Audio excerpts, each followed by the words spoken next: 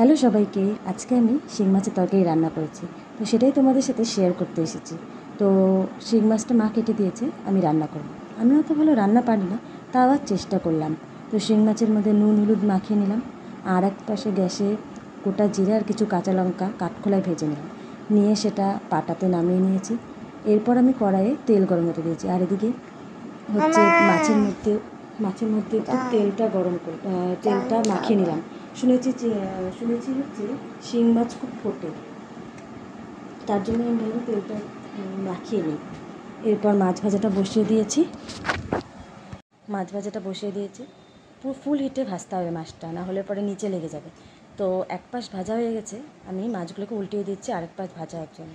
তো মাছটা এখানে ভাজতে দিয়ে আমি হচ্ছে ওই পাশে জিরে আর লঙ্কাটা বেটে নিচ্ছি।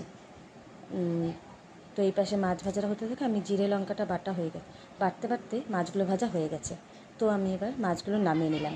নামিয়ে ওই তেলেই হিট করে আমি হচ্ছে ছোটো আলু আর একটা বড় সেদ্ধ আলু দিয়েই তরকারিটা রান্না করব। তো ওই তেলেই আলুগুলো ছেড়ে দিলাম হালকা ভাজা হওয়ার জন্য। তো আলুগুলো ভাজতে দিলাম। এরপর আলুগুলোকে হালকা নাড়াচাড়া করে লো হিটে বসিয়ে দিলাম। এরপর আমি ওই পাশে মশলাটা রেডি করছিলাম। তো মশলাটা আমার রেডি। এদিকে আমার কড়াইয়ে যে আলুটা ভাজতে দিয়েছি সেটাও রেডি। তো আলুটা নামিয়ে আর একটু তেল দিলাম। তেলটা হিট হওয়ার পর আমি হচ্ছে সোমবারে দিলাম হচ্ছে গোটা জিরে, তেজপাতা আর একটা শুকনো লঙ্কা। তো ফোড়নটা লাল হলে ওর মধ্যে দিয়ে দিলাম, আমি মশলাটা ছেড়ে দিলাম।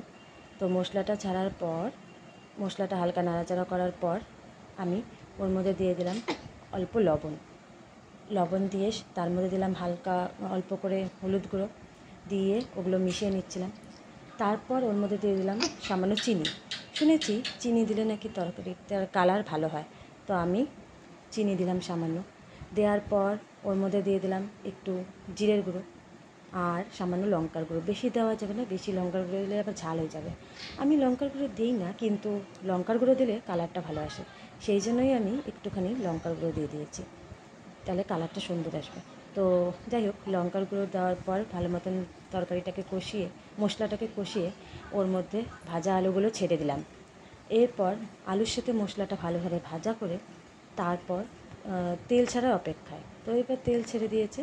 তো হালকা করে জল দিয়ে হালকা হালকা করে হালকা হালকা করে নাড়তে হবে, নাড়তে নাড়তে তারপর ঝোল দিতে হবে। ঝোল দেওয়ার পর একটু অপেক্ষা করতে হবে ঝোলটা ফোটার। তারপর সেই ঝোলে মাছগুলো ছেড়ে দিতে হবে। মাছগুলো ছেড়ে দেওয়ার পর লো হিটেই রাখতে হবে, যাতে ভালো মতন ঝোলটা ফোটে।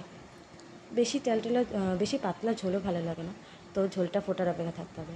তো আমি এদিকেও কম আঁচে বসিয়ে ঝোলটা ফোটার অপেক্ষায় থাকলাম, হালকা হালকা করে নাড়াচাড়াও করছিলাম।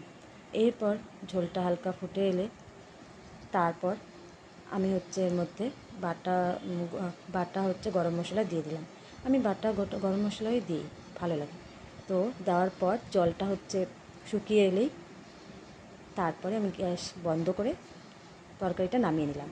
ব্যাস, তাহলেই রেডি। তো খেতে বেশ ভালোই হয়েছিল, একদম মাখা মাখা, ঝোল রাখিনি। তো তোমরা বলো কেমন হয়েছে। আর হচ্ছে একটু ভুল হতেই পারে, আমার প্রথম তো, তোমরা পাশে থেকো, তাহলে আরও চেষ্টা করব। Thank you. তো কেমন হয়েছে তোমরা জানিও, আর পাশে থেকো। Tata, bye by.